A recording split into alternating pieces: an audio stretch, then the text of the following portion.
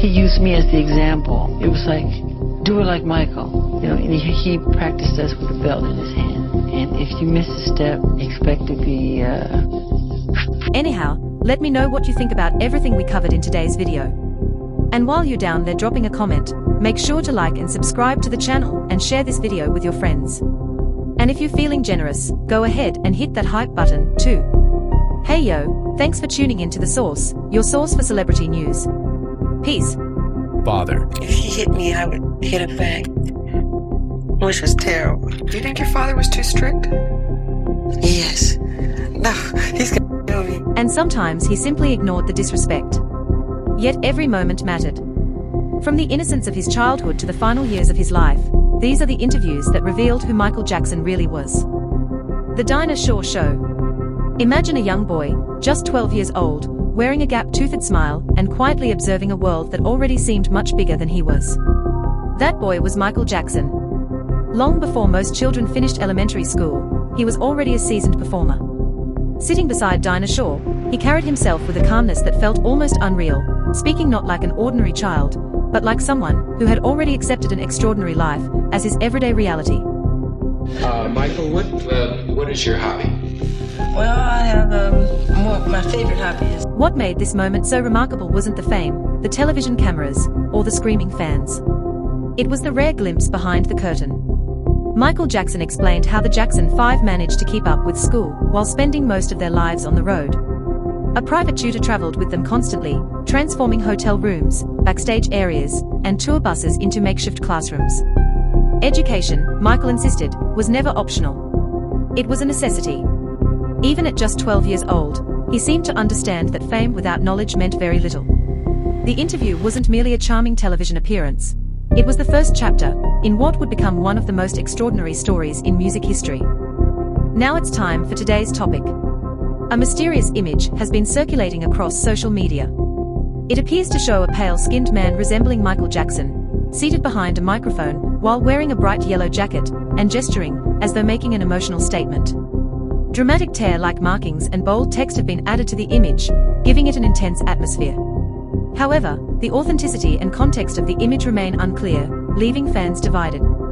Is it a genuine moment, a fan creation, or something else entirely? What do you think? Let us know in the comments. American Bandstand with Dick Clark. Forget the rivalry, at least according to Michael Jackson, it never really existed. When Dick Clark asked him about the rumored feud between the Jackson 5 and the enormously popular Osmond brothers, Michael immediately laughed. The response felt natural and sincere. There was no tension, no bitterness, and certainly no hostility. According to Michael, the two groups were actually friends. Real friends.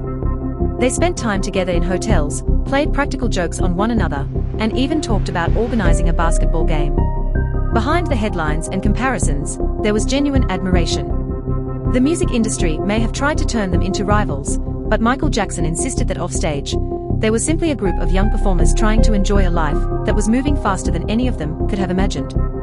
Interview 246, 251. In an era when the music industry often tried to manufacture rivalries between young black artists and their white counterparts for publicity, Michael Jackson quietly refused to participate. When asked about Donny Osmond, he spoke with genuine warmth and admiration, effortlessly dismantling the narrative with the simple honesty of a teenager who saw friendship where others saw competition. But the moment that truly stole the show came unexpectedly. Almost casually, Michael Jackson introduced his unusual bedroom companion, a boa constrictor named Rosie the Crusher. The audience gasped. Then they laughed. It was an early glimpse of the person Michael would eventually become, endlessly surprising, completely original, and utterly unconcerned with fitting the expectations the world placed upon him. Soul Train with Don Cornelius. There is a special kind of pressure that comes when thousands of people scream your name, not because they know you personally, but because they believe they do. It's a pressure capable of overwhelming even the strongest adults. Yet somehow, Michael Jackson carried it while he was still a teenager. When Don Cornelius sat down with him on Soul Train, the young star appeared remarkably calm. Beneath the smiles and polished answers, however, was someone already learning how to navigate a world where fame moved faster than childhood itself. The crowds were growing larger. Expectations were becoming heavier. And every performance felt like another step toward a destiny nobody, not even Michael himself, could fully understand. Still, he handled the moment with the same quiet confidence that would define his career.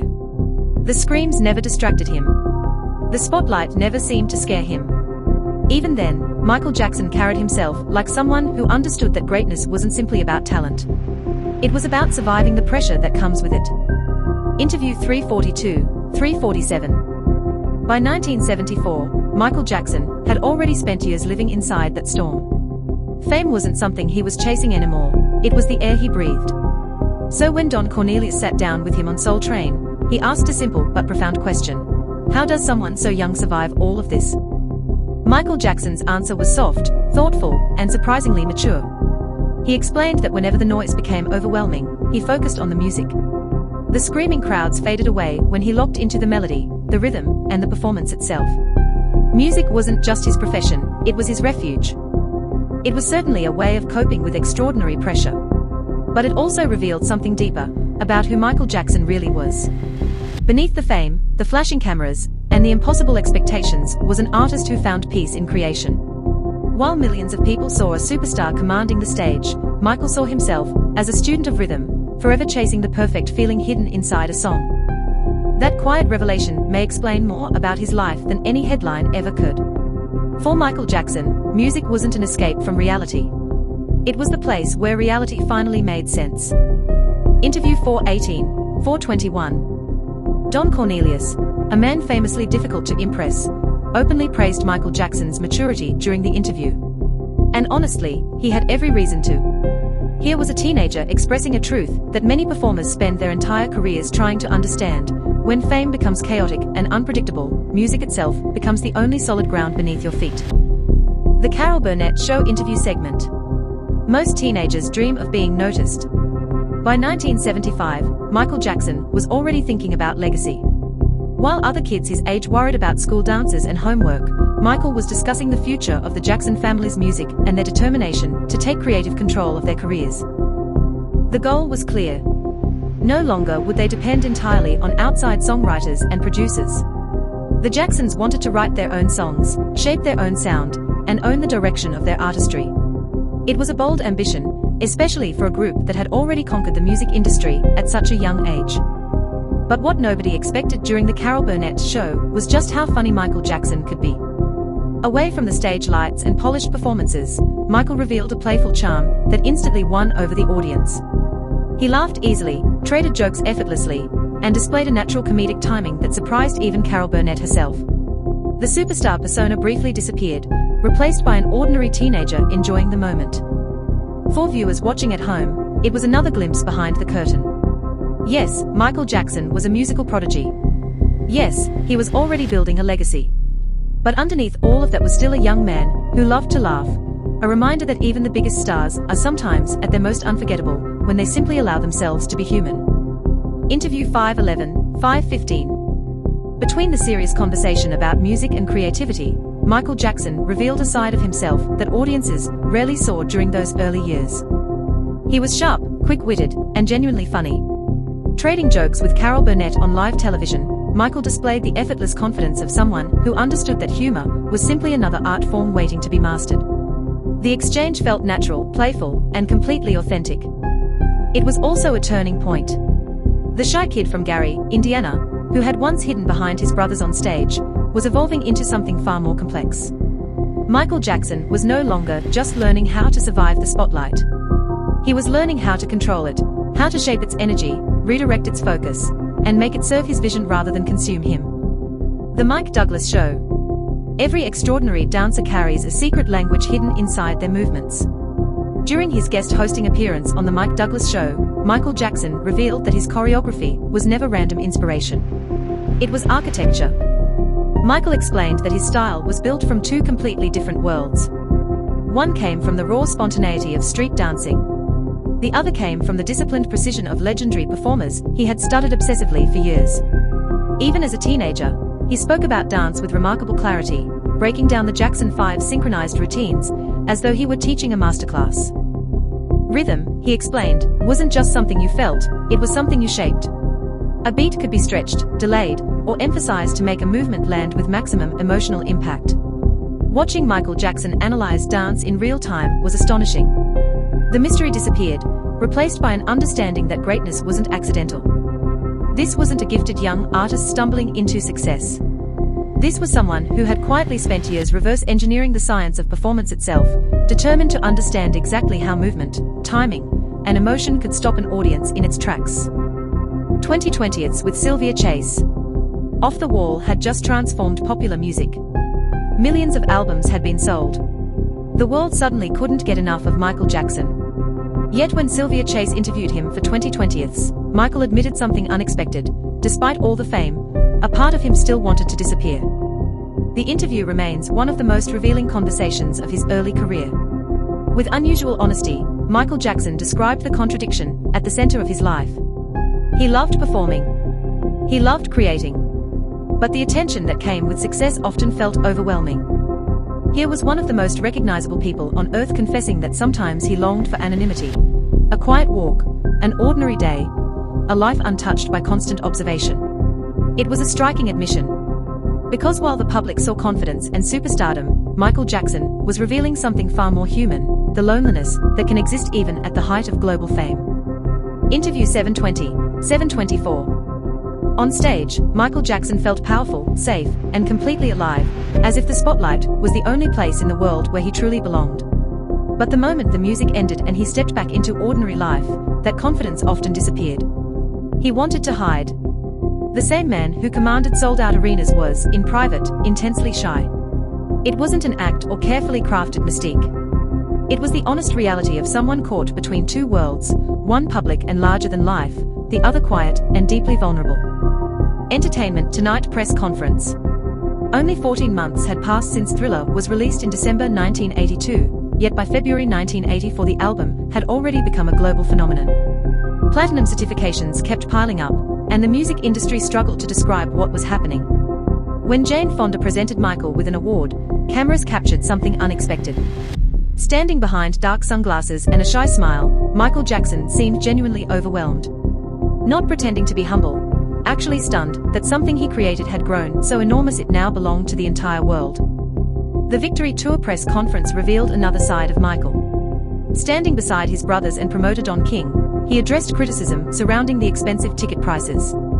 Instead of defending himself or offering excuses, he made a simple announcement: every dollar from his personal share of the tour would go to charity. All of it.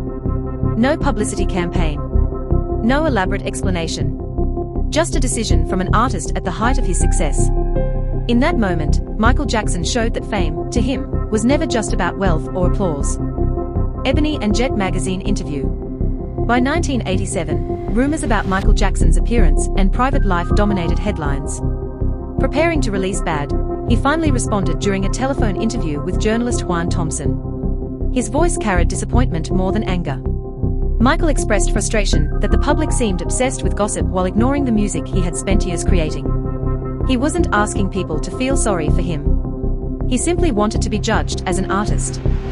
MTV Dangerous Diary offered one of the clearest windows into Michael's heart. While preparing for the enormous Dangerous World Tour in 1992, he explained that the concerts weren't the ultimate goal. The goal was helping children. Proceeds from the tour would support the Heal the World Foundation, and visits to orphanages around the globe were not publicity events, they were the reason he kept going. Suddenly, the massive stages, elaborate sets, and worldwide ambition looked less like ego and more like a mission. The vitiligo reveal became one of the defining moments of his life. In front of nearly 90 million viewers during his interview with Oprah Winfrey, Michael Jackson finally explained the condition that had changed his appearance. Vitiligo, he said plainly, was responsible for the loss of pigmentation in his skin. Then he added the words that mattered most: I am a Black American. I am proud of my race. It was an incredibly personal moment, made even more memorable when Oprah asked how he created music. Instead of explaining, Michael leaned toward the microphone and began beatboxing the rhythm of Who Is It, reminding the world that behind every controversy and headline was still a musician overflowing with ideas. Interview 1237-1241. From memory alone, his voice recreated every beat, every rhythm, and every texture with astonishing ease.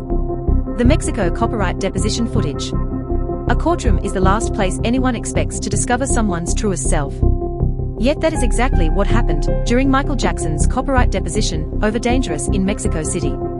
A legal proceeding unexpectedly revealed one of the most intimate portraits of his creative mind ever captured on film. The performance disappeared. The mystique, the whisper, the distance vanished. What remained was simply Michael, relaxed, articulate, honest, thoughtful, funny, humble, and completely comfortable with himself for the first time ever. Interview 1323, 1327. When asked how he wrote music, Michael Jackson didn't hide behind technical language or modesty. He described songwriting as something that happened to him rather than something he controlled. Melodies arrived like messages, complete and undeniable, almost as if they existed somewhere else, and he was simply receiving them. It wasn't a rehearsed answer. It was a belief he carried deeply. Watching him speak so openly, without the usual barriers, revealed something important. The public persona wasn't his true identity. It was the mask. Primetime Live with Diane Sawyer. They sat together on national television, Michael Jackson and Lisa Marie Presley, daughter of Elvis Presley. The public watched skeptically. Critics called their marriage a publicity stunt, a business arrangement, or something carefully manufactured for headlines. But Lisa Marie Presley, who understood better than most how fame distorts reality, looked directly into the camera and rejected those claims without hesitation. She spoke with certainty, defending their relationship and insisting that what they shared was genuine, even if the rest of the world refused to believe it. Interview 1430, 1434. The primetime live interview with Diane Sawyer became a lesson in carefully revealing just enough. Two people willingly stepping into controversy to insist on one simple idea: their relationship was real. Yet the interview's most memorable moment arrived when Michael Jackson addressed the hyperbaric oxygen chamber rumor, one of the strangest stories ever attached to his name. He laughed. Not nervously or defensively, but genuinely. Michael explained how a photograph of him testing medical equipment had somehow transformed into headlines claiming he wanted to live forever. The story was ridiculous, and he treated it exactly that way. Simulcast interview with Bill Bellamy. No podiums. No formal speeches.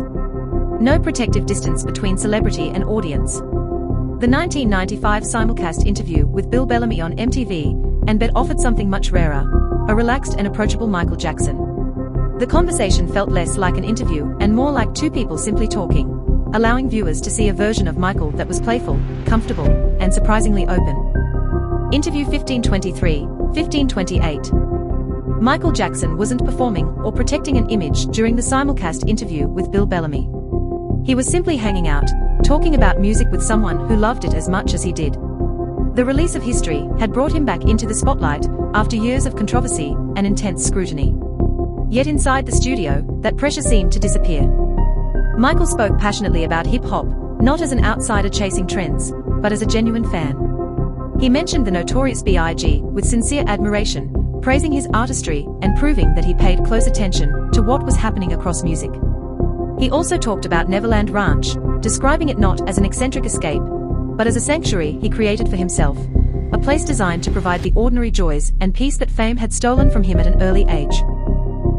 World Music Awards backstage press room. Some of the most honest moments in entertainment happen away from the stage, hidden behind curtains and surrounded by chaos. This time, however, the cameras kept rolling.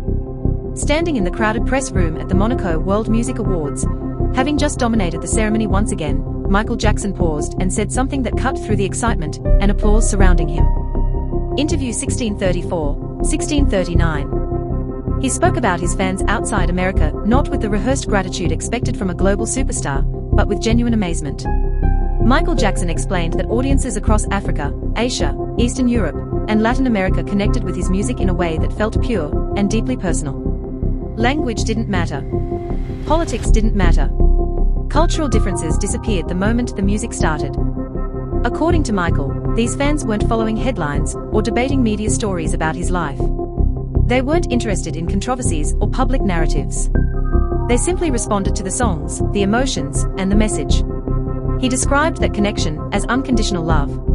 And hearing him say those words, surrounded by flashing cameras and endless questions, it didn't sound like celebrity exaggeration. It sounded like gratitude from someone who, despite all the fame and turmoil, still couldn't quite believe how many people around the world had embraced him simply for being Michael Jackson. Interview 1713, 1716. It sounded less like a compliment and more like something Michael Jackson had witnessed over and over again from stages across the world, and quietly held close to his heart. Entertainment Tonight 30th Anniversary Feature. 20 years is a very long time to be separated from your brothers. 20 years of solo success so overwhelming that Michael Jackson had become something almost impossible to compare with, a superstar existing in a category entirely his own. The distance wasn't just professional. It was emotional, personal, and shaped by decades of extraordinary fame. That is why the Jacksons' reunion at Madison Square Garden in 2001 carried such enormous significance. During an interview with Entertainment Tonight, Michael described preparing for the reunion in a way that surprised everyone listening. It wasn't carefully planned. The choreography, the chemistry, and the connection returned almost instinctively. Years disappeared the moment they stood beside one another again. For Michael, it didn't feel like recreating something lost. It felt like remembering who they had always been, a group of brothers who, long before the fame and the records, simply loved making music together. Interview 1759-1804. Guided entirely by instinct and muscle memory, by the movement language they had built together, as children in Gary, Indiana, the brothers rediscovered rhythms that needed no rehearsal. Michael Jackson spoke about performing with them again in a voice softer than his usual interviews, sounding less like a global superstar, and more like a brother overwhelmed by gratitude. After 3 decades of fame that had carried him to unimaginable heights, he admitted that standing beside his brothers, moving as one and trusting only shared instinct, felt more natural than almost anything else. Directing What More Can I Give studio footage. The dust had barely settled over Lower Manhattan. The grief was still fresh, overwhelming, and impossible to measure. Yet Michael Jackson was already back in the studio, not creating for himself, but for the people who were hurting, for the families searching for hope, and for a world trying to understand unimaginable loss. The studio footage of Michael Jackson directing the What More Can I Give sessions is unlike anything else in his archive. He wasn't performing. He wasn't playing the role of a superstar. He was simply a producer moving confidently between Reba McEntire, Sean Stockman, and dozens of artists, focused on a mission larger than himself. His vision was remarkably clear: music should provide immediate relief, both financial and emotional. This wasn't meant to become a distant memorial released years later. It was meant to respond to tragedy in real time, carrying the urgency of people rushing to help when the world needed it most. Living with Michael Jackson, the Martin Bashir documentary. Michael Jackson opened the gates of Neverland Ranch and invited cameras deeper into his life than ever before. Past the amusement rides, beyond the candy walls and movie theater, viewers entered a world shaped entirely by his imagination. Martin Bashir followed closely, and the documentary that emerged became one of the most controversial pieces of television journalism in modern history. But beneath the headlines and debate was something more complicated: a man trying to explain himself to a world that had already decided who he was. Michael Jackson wasn't speaking only to a journalist. He was speaking to millions of people who had spent years trying to understand him, and perhaps had already made up their minds before he said a single word. Interview 2023-2027. Michael Jackson's explanation never really changed. In his mind, Neverland Ranch was therapy. The rides, the animals, the toys, and the open invitations to children seeking happiness were all attempts to rebuild the childhood that fame had stolen long before he became a teenager. Whether people accepted that explanation or rejected it often depended less on the evidence and more on what they had already chosen to believe about him. The This Is It London press conference. Nobody in that room knew they were witnessing the end. That's what makes the footage so difficult to watch today. The O2 Arena trembled as thousands of fans screamed his name, and Michael Jackson stepped onto the stage one last time in the spring of 2009 to announce his return. The event was meant to mark a new beginning, a 50-show residency that would allow him to reconnect with the world through music alone, free from scandals, courtrooms, and relentless tabloid headlines. Just the stage. Just the songs. Michael spoke only briefly. He smiled, looked almost overwhelmed by the roar of the crowd, and then delivered a sentence that history would transform forever: "This is it. This is the final curtain call." At that moment, they sounded like the triumphant words of a legend preparing for one last chapter. Only later would they come to feel like something else entirely, a goodbye no one realized they were hearing. Interview 2140-2146. I love you. I really do. Those were among the last words Michael Jackson spoke publicly to his fans. Just a few weeks later, he was gone. The concerts never happened. The comeback the world had waited years to witness remained forever unfinished. Michael Jackson remains one of the most fascinating and complicated figures in modern culture. A man of extraordinary talent who often carried extraordinary loneliness. These interviews, scattered across decades, reveal something the headlines rarely captured. Behind the global phenomenon was a person constantly searching to be understood, someone whose greatest triumphs existed alongside his deepest vulnerabilities. The curtain may have fallen, but his voice never truly disappeared. It lives on in the music he created, the moments he shared, and the honesty he occasionally allowed the world to see.